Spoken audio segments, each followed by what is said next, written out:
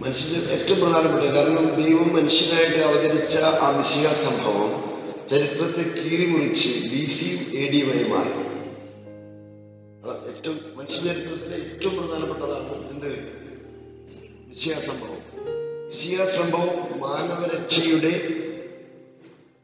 Announcement, എന്താ പറയാ, അതിന്റെ പ്രഖ്യാപനമായിരുന്നു മിശിഹ സംഭവം. സകല മനുഷ്യർക്കുള്ള സദ്വാർത്ത.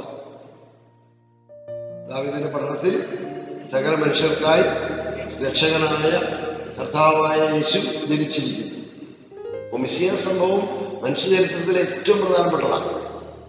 സകല മനുഷ്യരെയും മിശിഹായുമായി ബന്ധപ്പെടുത്തി. നിങ്ങൾ ആരോട് ചോദിച്ചു നോക്കിയോ? സിസ്റ്ററിന്റെ ബർത്ത്ഡേ എന്നാണ് ചോദിച്ചു, സിസ്റ്റർ സ്കൂളിൽ നിന്ന് റിട്ടയർ ആയത് എന്നാണ് ചോദിച്ചു. ഇനിയോ റിട്ടയർ ആയിരുന്നു 2001 മാസം ഡേറ്റ് ഒക്കെ 31 മാർച്ചാണ്.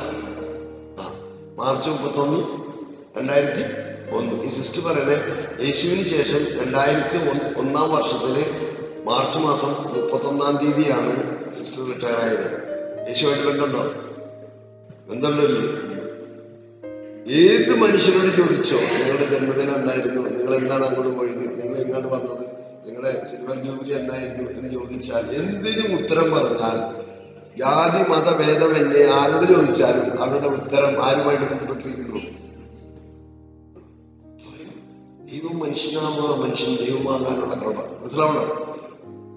ദൈവം മനുഷ്യനായപ്പോൾ മനുഷ്യർക്ക് ലഭിച്ച കൃപ എന്താ? മനുഷ്യർക്ക് ദൈവത്തെ പോലെ ആകാനുള്ള കൃപ ലഭിച്ചു. സോ ഇറ്റ്സ് ഹിസ്റ്റോറിക്കൽ ഇവന്റ് ആണ് എന്ത്?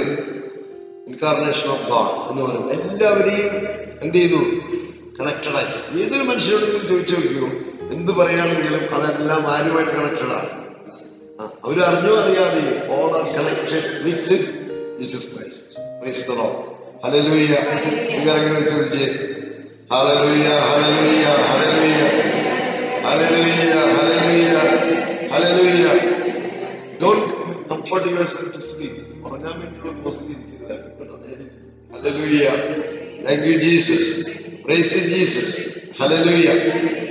അതുപോലെ തന്നെ പ്രാധാന്യം അർഹിക്കുന്നതാണ് ഫാത്തിമ സംഭവം. അത് മനസ്സിലാക്കണം.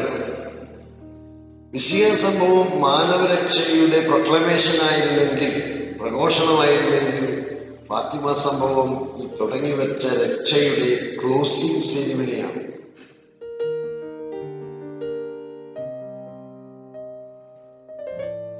വർഷങ്ങൾക്ക് മുമ്പ് പരിശുദ്ധാത്മാവ് വന്നപ്പോൾ മനുഷ്യന് മനംതിരിവ് കൊടുത്തു, ടേണിംഗ് ടുവേർഡ്സ് ഗോഡ്. അതിന്റെ പൂർണ്ണതയാണ് ക്ലോസിംഗ് സെരിമണി. ആദ്യത്തെ വരവിൽ എന്ത് സംഭവിച്ചു? മനുഷ്യന് പശ്ചാത്തപിക്കാനും പശ്ചാത്തപിക്കുന്ന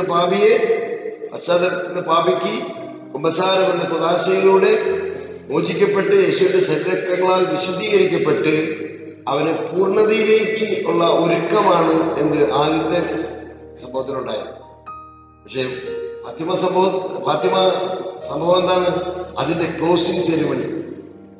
മനുഷ്യകുലത്തിന് പാപം ചെയ്യാതിരിക്കാനുള്ള കൃപ ലഭിക്കുന്നു. അങ്ങനെ പാപം ചെയ്യാതിരിക്കാനുള്ള കൃപ ലഭിച്ചവർ മാത്രം അവശേഷിക്കുന്നു.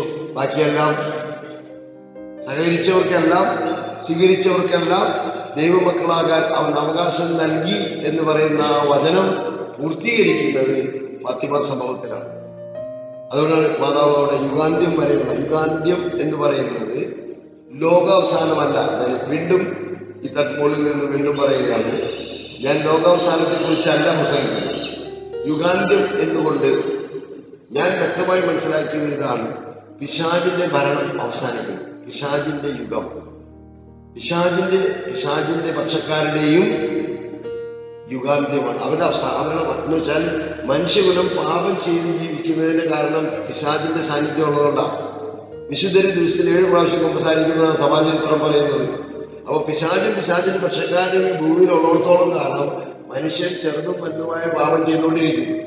പിശാചിന്റെ പക്ഷക്കാരും നരകത്തിലേക്ക് തള്ളപ്പെടുന്ന അതിമനോഹരമായ സമയം 1 കൊരിന്തോസ് 15:51-52 പൗലോസ് പറയുന്നു, കണ്ണിമിക്കുന്നത്ര വേഗത്തിൽ നിങ്ങൾ രൂപാന്തരപ്പെടും. കണ്ണിമിക്കുന്നത്ര വേഗത്തിൽ നിങ്ങൾ രൂപാന്തരപ്പെടും. ഹല്ലേലൂയ. മനസ്സിലാവണ്ട. കണ്ണിമിക്കുന്നത്ര വേഗത്തിൽ നിങ്ങൾ രൂപാന്തരപ്പെടും. നിങ്ങളുടെ ശരീരങ്ങൾ സ്വർഗീയ ശരീരങ്ങളായി മാറും. പാപഭംഗിലമായ ശരീരം എന്താവും? സ്വർഗീയ ശരീരങ്ങളായി മാറും. അങ്ങനെ മാറിയേ പറ്റൂ.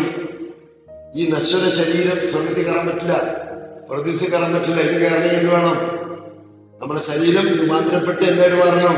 സ്വർഗീയ ശരീരമായി മാറണം. പാപം ചെയ്യാതിരിക്കാനുള്ള കൃപ, ഗ്രേസ് മറിയത്തിലൂടെ നമുക്ക് നൽകി പാപം ചെയ്യാതിരിക്കാനുള്ള കൃപ സ്വന്തമാക്കിയിട്ട് വേണം അത് കയറാൻ. അല്ലാണ്ട് ഇനി കയറി പാപം ചെയ്യാമെന്നൊന്നും വിചാരിക്കില്ല. പിന്നീട് എല്ലാവരും വളരെ സുഖമായിട്ട് ജീവിക്കാതെ ജഡത്തിൽ. അങ്ങനെ സ്വപ്നം ആരും വിചാരിക്കില്ല. ഹല്ലേലൂയ. അത് മനസ്സിലാവല്ലോ. ഇനി നമ്മള് പ്രതിസേനയ്ക്ക് കയറുന്നതിന് മുമ്പ് എന്ത് ചെയ്യണം? എന്ത് ചെക്ക് ചെയ്യണം? പാപം ചെയ്യാതിരിക്കാനുള്ള കൃപ പ്ലസ് നമ്മൾ ചെക്ക് ചെയ്യുമ്പോൾ നമ്മുടെ ബോഡി എന്തായാലും മാറിയിട്ടുണ്ടാവണം? പാപമില്ലാത്ത സമാധാനം. അറിയാമോ? അതുകൊണ്ടാണ് പറഞ്ഞത് ഈ സൂര്യന്റെ ആവശ്യമില്ലാന്ന്. എന്താ കാരണം? സ്വർഗത്തിൽ ചെല്ലുമ്പോ പ്രതിസേന ഓർമ്മയുണ്ടല്ലോ, വിശ്വന്മാരൊക്കെ 10,000 വാട്ട് ബൾബ് പോലെ ഇങ്ങനെ ജ്വലിച്ചുകൊണ്ട് ഇങ്ങനെ നടക്കണം. വേറെ താരങ്ങളായിട്ട് നക്ഷത്രം. മനസ്സിലാവണ്ട? അത് അബ്രാഹത്തിന് കൊടുത്ത വാഗ്ദാനമാണ്. വള വർദ്ധിക്കുന്നു. ഇടയ്ക്കിടയ്ക്ക് അബ്രാഹത്തിനൊരു സംശയം വരും. ഇത്ര കാലമായിട്ട് ഒരു കൊച്ചിനെ കിട്ടിയിട്ടില്ല, എന്നിട്ട് പറയണം അങ്ങനെ വള വർദ്ധിക്കുന്നു. അബ്രാഹത്തിന് ദൈവം വിളിച്ച് പുറത്തു കൊടുത്തു. നോക്കണം പോണില്ലേ രാത്രി നക്ഷത്രങ്ങൾ കാണണം. നിന്റെ സന്താനത്തെ ഇതിനെ പോലെ ഞാൻ തരും. മനസ്സിലാവുണ്ടോ? അതുകൊണ്ടാണ് വെളിപ്പാട് 22:5 എഴുതിയിരിക്കണേ, ഇനി രാത്രി ഉണ്ടാവില്ല. അവിടെ രാത്രി ഇല്ലാട്ടോ. അതേ ഉറങ്ങണവര് ഇവിടെ പകരം ഉറങ്ങണേ, രാത്രി ഇല്ല. അവിടെ 24 മണിക്കൂർ അവിടെ ഉറങ്ങാൻ പറ്റില്ല.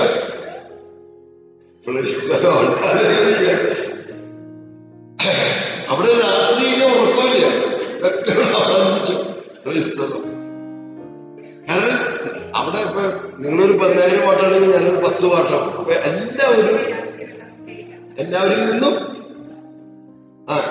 നിന്നും വെളിച്ചം, അതായത് സൂര്യനിൽ നിന്നും വെളിച്ചം ഗ്രഹിച്ച് ചന്ദ്രൻ പ്രതിഫലിക്കുന്നത് പോലെ ഈശോയാവുന്ന പ്രകാശത്തിൽ നിന്ന് നമ്മളെല്ലാവരും പ്രകാശിതരാവും. നമ്മുടെ ഈ ശരീരത്തിൽ നിന്ന് ഈ പാപങ്ങൾ പോയി കഴിഞ്ഞാലല്ലോ, അതായത് ടൈം ഓഫ് ട്രാൻസ്ഫിഗറേഷൻ, അതായത് നമ്മൾ ഈ മനസ്സിലാ പറയുന്ന രൂപാന്തരപ്പെടുന്ന സമയത്ത് നമുക്കിങ്ങനെ ഫീൽ ചെയ്യും. നമ്മുടെ ശരീരത്തിൽ നിന്ന് ഇങ്ങനെ പാമ്പ് ഇറങ്ങിപ്പോണ പോലെ, എന്തൊരു ബാധ ഇറങ്ങിപ്പോണ പോലെ ഫീൽ ചെയ്യും. ഒന്ന് ബലം പിടിച്ചാൽ മതി, നിങ്ങൾക്ക് ഈ അനുഭവം കിട്ടും. പെട്ടെന്ന് മരിക്കാനൊന്നും ആരും ആഗ്രഹിക്കണ്ട കേട്ടോ. ആരുമില്ലൊക്കെ വേരി തിരിച്ചു പോയി കിടക്കുള്ളൂ. അതുകൊണ്ട് ബെറ്റർ നേരിട്ട്, അതാ നല്ലത്. അത് സജഷൻ. മരിച്ചാൽ മതി എന്നാലും ചിന്തിക്കാണ്ട് ഒന്ന് ബലം പിടിച്ച് ഇതൊന്നും സംഭവം. പിന്നെ ഈ കാണുന്ന ആൾക്കാരൊന്നല്ല, പിന്നെ ഗ്ലോയിങ്, മനസ്സിലാവുണ്ടോ? തിളങ്ങി വെട്ടിത്തിളങ്ങുന്ന ആൾക്കാരായിട്ട് മാറുകയാണ്. ഹല്ലേലൂയ. നമ്മുടെ ശരീരത്തിൽ നിന്ന് ഈ പാപാംശങ്ങൾ പോയി കഴിഞ്ഞാൽ പിന്നെ ഇറ്റ് ഇസ് ഗ്ലോയിങ്. നിങ്ങൾ ഒരു സ്ത്രീയുടെ 15-ാം അധ്യായം 45 പോലെ ഒന്ന് വായിച്ചു. അതുപോലെ സ്ത്രീ വളരെ ബ്യൂട്ടിഫുൾ ആയിട്ട് അതിനെ എന്ത് ചെയ്യുന്നുണ്ട്? വിവരിക്കുന്നുണ്ട്. ആദം ആരെ പോലെ ആവണം? രണ്ടാമത്തെ ആദത്തെ പോലെ ആവണം. ദൈവം 3 തരത്തിലാണ് നമ്മളെ നവീകരിക്കുന്നത്. ഒന്ന് first animal level, next moral level, then spiritual level. Spiritual level ആത്മീയരായാലാണ് എവിടേക്ക് പോകാൻ പറ്റുള്ളൂ? സ്വർഗത്തിൽ പോകാൻ പറ്റുള്ളൂ. 3 തരത്തിലാണ് നമ്മൾ നവീകരിക്കുന്നത്. അതേക്കുറിച്ച് പിന്നെ നമുക്ക് ചിന്തിക്കാം. അപ്പോൾ ഞാൻ ഈ ഇടയ്ക്ക് പറഞ്ഞതിന്റെ കാര്യം, ഈ മിശിഹ സംഭവം പോലെ തന്നെ പ്രാധാന്യം അറിയിക്കുന്നതാണ് ഫാത്തിമ സംഭവം. കാരണം ഫാത്തിമ സംഭവം related to the fullness of salvation, രക്ഷയുടെ പൂർണ്ണതയെക്കുറിച്ചും യുഗാന്ത്യത്തെക്കുറിച്ചും തന്റെ തിരുക്കുമാരന്റെ പുനരാഗമനത്തെക്കുറിച്ചുള്ള വളരെ ഗൗരവമായ കാര്യങ്ങളാണ്. നമ്മൾ പറയില്ലേ ഫൈനൽ എക്സാം എന്ന് പറയില്ലേ, അല്ലെ? പണ്ടത്തെ സിസ്റ്റം അനുസരിച്ച് ഫൈനൽ എക്സാം വളരെ ഇമ്പോർട്ടന്റ് അല്ലേ? നമ്മൾ 2 കൊല്ലം 3 കൊല്ലം പഠിച്ചതിന്റെ റിസൾട്ടാണ് ഇവിടെ കിട്ടുന്നത്, ഫൈനൽ എക്സാമിന് കിട്ടുന്നത്, അല്ലെ? അതിനനുസരിച്ചാണ് നമുക്ക് ഡിഗ്രി കിട്ടുന്നത്. എന്ന പോലെ 2000 വർഷം മനുഷ്യകളും ഉപസാരിച്ചും ഈശോയുടെ ശരീരം സ്വീകരിച്ചും സത്പ്രവർത്തികൾ ചെയ്തും ഇരുന്നതിന്റെ പൂർത്തീകരണമാണ് ഇവിടെ ഈ യുഗാന്ത്യത്തിൽ നടക്കുന്നത്. അത് പൂർത്തീകരണത്തോടു കൂടി പിശാചിന്റെ പക്ഷക്കാരെയും എന്ത് ചെയ്യും? നരകത്തിലേക്ക് തള്ളപ്പെടും. അത് നമ്മൾ കാണുന്ന പറയണേ. 66, 24 വായിക്കാൻ പറഞ്ഞിട്ട് ഇന്നേ വരെ വായിച്ചില്ല, വന്നപ്പോ തുടങ്ങി പറയേണ്ടതാ. യെശയ്യായുടെ പുസ്തകം 66, 24 വായിക്കാൻ പറഞ്ഞിട്ട് ആരും വായിക്കില്ല. എന്താ കാരണം? നമ്മൾ അവിടെ പോയി കിടക്കാനുള്ള സാധ്യതയുള്ളത് കൊണ്ട് നമ്മളത് വായിക്കണില്ല. എന്നെ എത്ര പ്രാവശ്യം 2-3 ദിവസം പറഞ്ഞു ഇല്ലേ സിസ്റ്റർ, 66, 24 യെശയ്യായുടെ അവസാനത്തെ വചനം വായിക്കാൻ പറഞ്ഞിട്ട് ആരെങ്കിലും വായിക്കണ്ടോ? ഇല്ല. എന്താ വായിക്കാത്ത? അവർ ചെന്ന് എന്നെ എതിർത്തവരുടെ ജഡങ്ങൾ കാണും, അവയിലെ പുഴുക്കൾ ചാവുകയോ അവരുടെ അഗ്നി ശമിക്കുകയില്ല. ഇത് പോയി കാണേണ്ടവരാണ്, അല്ലാണ്ട് അവിടെ പോയി ചൊറിയാൻ വേണ്ടി കിടക്കേണ്ടവരല്ലെന്ന്. അത് മനസ്സിലായോ? നമ്മൾ പലരും ഇങ്ങനെ വിചാരിക്കണേ, പാവം ചെറുത്താൻ നരകത്തിൽ ഒറ്റയ്ക്കായി പോകും, അവനിപ്പോ പുറത്തൊന്നും കടി വന്ന അവന് മാന്തി കൊടുക്കാനെങ്കിലും പോണ്ടേ ഒരാള്. മനുഷ്യത്വത്തിൽ ഒരു പൈശാചികത്തെങ്കിലും നമുക്ക് വേണ്ടേ? ക്രൈസ്തവം. And everyone is trying to go and help Lucifer. Lucifer ഒറ്റയ്ക്കായ നരകത്തിൽ പാവം ബോറടിക്കില്ല. പുറത്തുനിന്ന് കടി വന്നിട്ട് ഒന്ന് മാന്തി കൊടുക്കാനെങ്കിലും പോണ്ടേ നമ്മൾ? ആ ഇത്ര നാള് നമ്മൾ ജഡത്തിൽ ജീവിക്കാനായിട്ട് സഹായിച്ചതല്ലേ വേണ്ടേ? എന്നാണ് കത്തോലിക്കൽ കോമ്പറ്റീഷനാ. ഞാൻ പുറം മാന്തി കൊടുക്കും, ഞാൻ കാല് മാന്തും എന്ന് പറഞ്ഞിട്ട് ആരുടെ? ലൂസിഫറിന്റെ. Praise the Lord. ഹല്ലേലൂയ. കരങ്ങൾ പരിശോധിച്ച് ഹല്ലേലൂയ, ഹല്ലേലൂയ. ലൂസിഫറിന് മാന്തി കൊടുത്ത് അങ്ങനെയെങ്കിലും ഒരു സൽപ്രവൃത്തി ചെയ്ത് പോണമെന്നൊക്കെയാണ് പലരും ചിന്തിക്കുന്നത് ഈ കാലഘട്ടത്തിൽ. പാവം ചെറുക്കാൻ ഒറ്റയ്ക്കായി പോയി. Price the Lord. അതുകൊണ്ട് അവരെ ബോറടിക്കണമെങ്കിൽ ഞാനൊന്ന് പോകണം നല്ലതല്ലേ എന്നൊക്കെ അല്ലേ?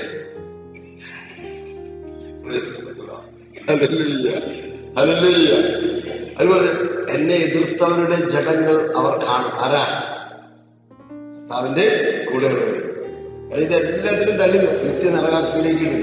ആ നരകാഗ്നിയിലേക്ക് വീഴുന്ന സമയമാണ് വിമല ഹൃദയത്തിന്റെ സുനിശ്ചിത വിജയം, സെക്കൻഡ് പെന്തക്കോസ്റ്റ്, ഇതെല്ലാം പൂർത്തിയാവുന്ന സമയമാണ്. ആ സമയത്ത് വിശാലും പക്ഷക്കാരും നരകത്തിലേക്ക് തള്ളപ്പെടും.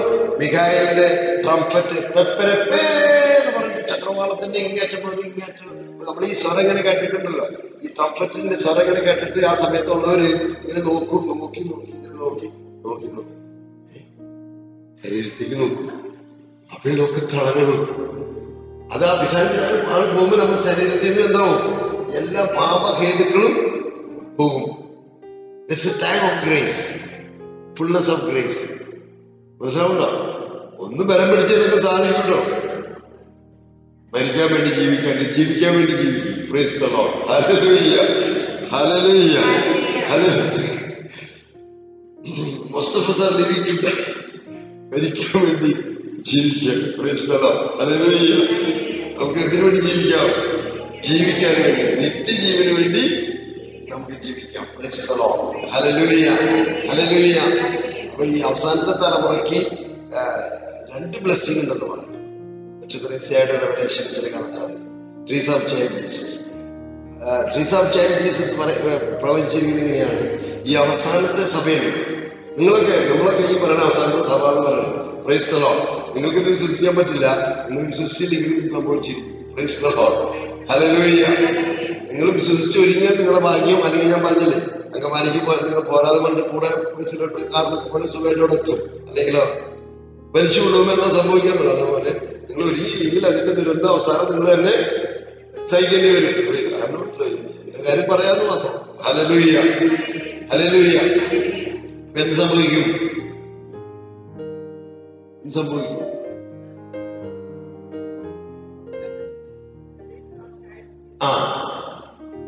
ആദിമസഭയിലെ വിശുദ്ധർ പുൽക്കൊടിക്ക് തുല്യമാണെങ്കിൽ അവസാനത്തെ സഭയിലെ വിശുദ്ധർ സെഡാർ മരത്തിന് തുല്യമായിരിക്കും. Cedar, CEDAR. സെഡാർ മരം എന്ന് പറഞ്ഞാൽ ഏറ്റവും സെഡാർ ബൈബിളിലുള്ളതാണ്. CEDAR, cedar trees. ഏറ്റവും ഉയരമുള്ള മരമാണ് സെഡാർ ട്രീസ്.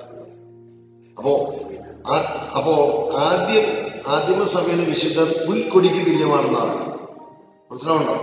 ഈ വറവ് ചട്ടിയിൽ വറുത്തവരും മൃഗങ്ങൾക്ക് ഇട്ടുകൊടുത്തവരും കത്തിച്ചവരും അവരെന്താ പറയണേ? പുൽക്കൊടിക്ക് തുല്യമാണെങ്കിൽ അവസാനത്തെ സഭയിലെ വിശുദ്ധർ സിഡാർ മരത്തിന് തുല്യമായിരിക്കും. എന്ന് വെച്ചാൽ ആദ്യത്തെ സഭയില് വിശുദ്ധർ 10% സഹനങ്ങളാണ് സഹിച്ചതെങ്കിൽ ബാലൻസ് ഉള്ള 90% സഹനം ആര് സഹിക്കും? ഞാനും എന്റെ മുമ്പിൽ ഇരിക്കും എന്റെ പൊന്നിൽ സഹോദരിമാർ. ആദിമ സഭയ്ക്ക് 10% പരിശുദ്ധാത്മാവിനെയാണ് കൊടുത്തെങ്കിൽ അവസാന സഭയ്ക്ക് ഈ ബാലൻസ് ഉള്ള 90% പരിശുദ്ധാത്മ ശക്തി തരും. ഇതിനാ സഹിക്കാൻ റിമൈനിങ്. നമ്മൾ സെക്കൻഡ് പെന്റക്കോസ്റ്റിന്റെ ക്ലാസ് ഉണ്ടാവുന്ന ഞാൻ മേലും ഒത്തിരി ക്ലാസ്സുകൾ നിങ്ങൾക്ക് ഏറ്റവും അത്യാവശ്യമുള്ളൊരു ഇതൊന്നുമില്ല. ബാലൻസ് എങ്ങനെയാണ് തരാന്നുള്ളത് അറിഞ്ഞുകൂടാ. ക്രൈസ്തവം. ഹല്ലേലൂയ.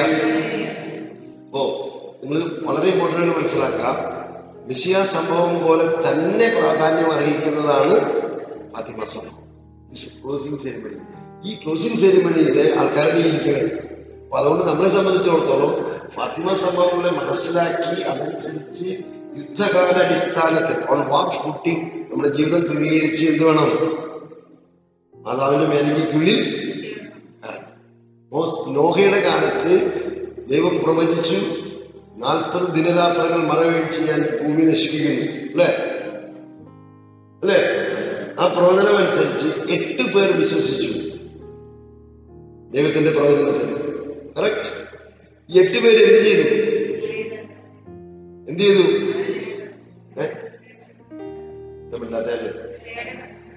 പേടകത്തിനകത്ത് കയറി. ഈ വിശ്വസിച്ച 8 പേര് പേടകത്തിനകത്ത് കയറി. ശരിയാണോ? ഇവര് വിശ്വസിച്ചിട്ട് പേടകത്തിനകത്ത് കയറാതിരുന്നെങ്കിൽ രക്ഷപ്പെടുമായിരുന്നോ? നല്ലോണം ആലോചിച്ചിട്ട് പറയട്ടോ. രക്ഷപ്പെടുമായിരുന്നോ? ഇല്ല. സിസ്റ്ററെ ആലോചിക്കണ്ടല്ലോ. ഈ 8 പേര് വിശ്വസിച്ചവർ പേടകത്തിനകത്ത് കയറിയില്ലായിരുന്നെങ്കിൽ രക്ഷപ്പെടുമായിരുന്നോ?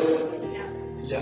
അതുപോലെ തന്നെ ക്രിസ്തുവിൽ വിശ്വസിച്ചവർ മറിയമാകുന്ന പേടകം, മറിയത്തിന്റെ വിമല ഹൃദയമാണ് പേടകമെന്ന് മെസ്സേജ് നമ്പർ 3 to 8 മാതാവ് കൃത്യമായിട്ട് പറഞ്ഞു. ഞാനാണ് പുതിയ വാഗ്ദാനം. Ark of covenant. Pray for us. പറയല്ലേ? അപ്പോ ക്രിസ്തുവിൽ വിശ്വസിച്ചവർ ആരിൽ അഭയം കണ്ടെത്തണം? മറിയത്തിന്റെ വിമല ഹൃദയത്തിൽ, മറിയത്തിന്റെ നീലമേലയ്ക്കുള്ളിൽ, മറിയത്തിന്റെ പരിശുദ്ധിക്കുള്ളിൽ വിശ്വാസികളെല്ലാം സമ്മേളിക്കണം. അവിടെയാണ് സംരക്ഷണം ഉണ്ടാവുക. മറിയത്തെ മാത്രമേ പിശാചിനെ കീഴ്പ്പെടുത്താൻ പറ്റാത്ത ഏക വ്യക്തി. കോഴിക്കുഞ്ഞുങ്ങളെ തള്ള എങ്ങനെ സംരക്ഷിക്കുന്നത് പോലെ ക്രിസ്തു വിശ്വാസികളെ സംരക്ഷിക്കാനുള്ള വാഗ്ദാന പേടകമാണ് പരിശുദ്ധ മറിയം. മറിയത്തിന്റെ വിമല ഹൃദയം, മറിയത്തിന്റെ പരിശുദ്ധിയുടെ നീലമേലയ്ക്ക് ആയിരുന്നവരെ രക്ഷപ്പെടുന്നു.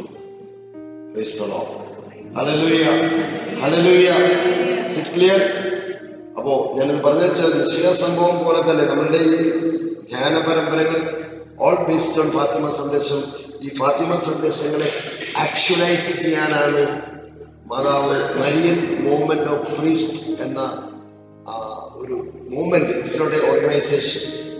മൂവ്മെന്റ് ഓർഗനൈസേഷൻ അതിനൊരു ഇതുണ്ടാവും, സ്ട്രക്ചർ ഉണ്ടാവും, ഓഫീസ് ഉണ്ടാവും, അക്കൗണ്ട് നമ്പർ ഉണ്ടാവും, അതൊക്കെ ഉണ്ടാവും. ഇതിനങ്ങനെ ഒന്നുമില്ല. It's only a movement.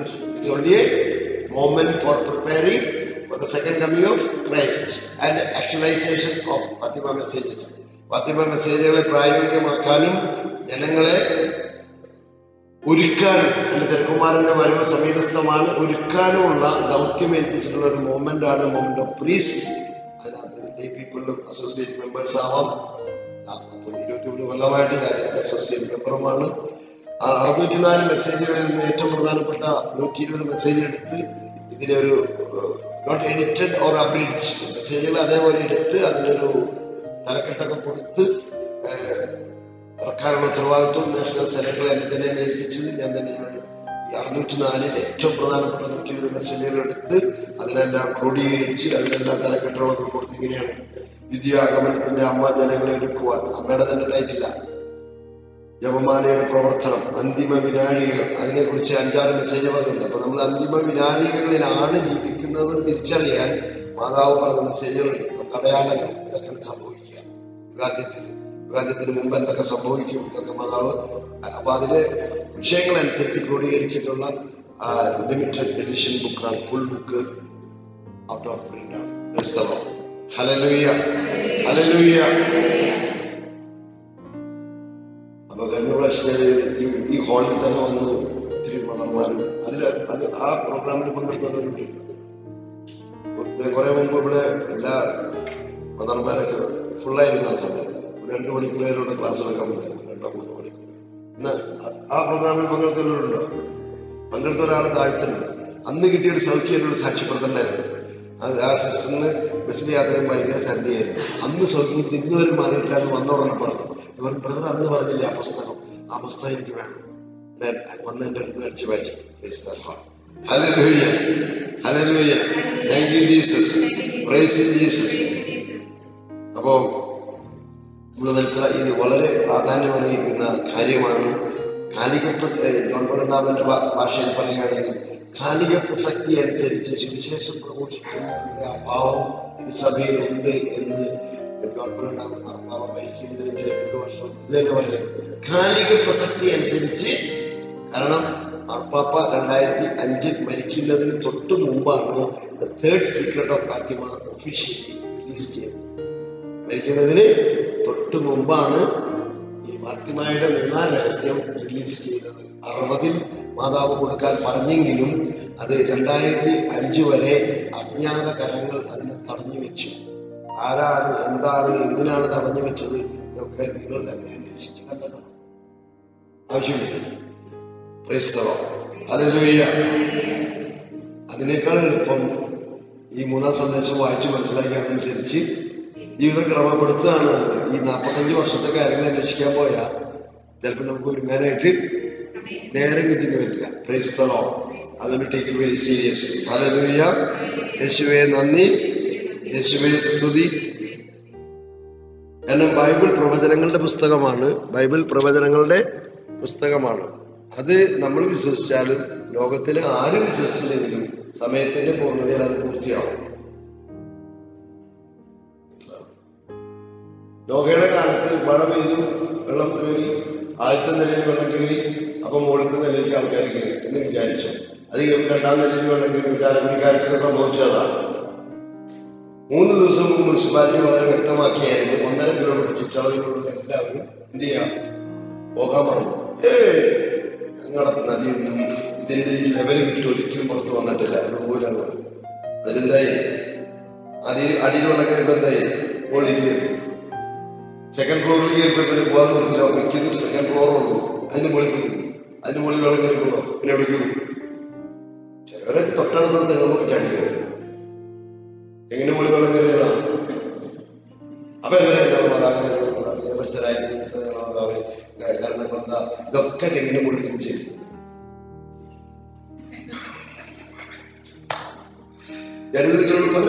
വെച്ചാൽ ബൈബിളിൽ ഇതൊക്കെ രേഖപ്പെടുത്തികളെന്താണെന്ന് വെച്ചാൽ അസമയത്തുള്ള പ്രാർത്ഥന നിങ്ങൾ കണ്ടിട്ടില്ല. പ്രാർത്ഥിക്കാനൊരു സമയമുണ്ട്. ഓസ്ട്രേലിയയോട് പറഞ്ഞെന്നല്ല, കരുണയുടെ കവാടത്തിലൂടെ കടക്കാൻ താല്പര്യമില്ലാത്തവർ നീതിയുടെ കവാടത്തിലൂടെ കടക്കണം. കരുണയുടെ കവാടം ഒഫീഷ്യലി അടച്ച് അഴിഞ്ഞു എന്ന് നിങ്ങൾ ഞാൻ ഓർമ്മപ്പെടുത്തുകയാണ്. ഇനി നീതിയുടെ കവാടത്തിലൂടെ കടക്കാൻ പറ്റണം. അതുകൊണ്ട് എത്രയും പെട്ടെന്ന് നമ്മൾ നീതീകരിക്കപ്പെട്ട് മാതാവിന്റെ മേഖലയിലൂടെ കയറി മാതാവിന്റെ മേഖലയിലൂടെ പോകാൻ ലക്ഷ്യം. വേറെ ഒരു പരിപാടി ഇപ്പൊ നടക്കില്ല. Price the Lord, hallelujah. എല്ലാ കാര്യങ്ങളും സഭയിലൂടെ വ്യക്തമാക്കുന്നുണ്ട്. But we are not serious about it. We are not bothered. We are so worldly. We are living for this world and by this world. Hallelujah. Hallelujah. അതാണ് നമ്മുടെ പ്രശ്നം, വേറെ ഒന്നുമില്ല. നമ്മളെ we are being എന്താ പറയാ, over shadowed with the worldly things. അതുകൊണ്ട് ദൈവികമായ കാര്യങ്ങൾ നമുക്ക് എന്ത് ചെയ്യാൻ പറ്റുന്നില്ല. നമ്മുടെ കൺമുമ്പിലൂടെ പോകുന്നുണ്ടെങ്കിലും അതിന് നമ്മൾ എന്ത് ചെയ്യുന്നില്ല. നമുക്ക് മറ്റു കാര്യങ്ങളും ജഡവും ജഡത്തിന് സുഖവും ഇന്ദ്രിയ സുഖവുമായിട്ട് നമ്മൾ സാധാരണ നല്ല ലോകം കളർഫുള്ളാക്കി വെച്ചിട്ട് ജഡസുഖവും ഇന്ദ്രിയ സുഖവും ഒക്കെ ആയിട്ട് നമ്മളങ്ങനെ കൊണ്ടുനടക്കണം. പക്ഷെ ഈ കാര്യങ്ങളൊക്കെ നമ്മുടെ മുമ്പിൽ ഇങ്ങനെ ഒരു ഷാഡോ പോലെ പോകുന്നുണ്ടെങ്കിൽ അതിനെയൊന്നും ആരും എന്ത് ചെയ്യുന്നില്ല. ഹല്ലേലൂയ. അതുകൊണ്ട് ആദ്യം തന്നെ നിങ്ങൾ വായിച്ചത്, ആരും വായിക്കാത്ത വചനങ്ങൾ സക്കറിയാസ് 13:8 ദേശവാസികളിൽ 2 ഭാഗം വിച്ഛേദിക്കപ്പെടും, നശിപ്പിക്കപ്പെടും. 1/3 ഭാഗത്തെ വെള്ളി എന്ന പോലെ അഗ്നിശുദ്ധി വരുത്തും, സ്വർണം എന്ന പോലെ മാറ്റി പരിശോധിക്കും എന്ന് പറഞ്ഞത് അത് വായിച്ചില്ലേ? Praise the Lord, hallelujah. യേശുവേ നന്ദി. യഥാർത്ഥമായിട്ട് നമ്മൾ മനസ്സിലാക്കുക, അതനുസരിച്ച് കാര്യം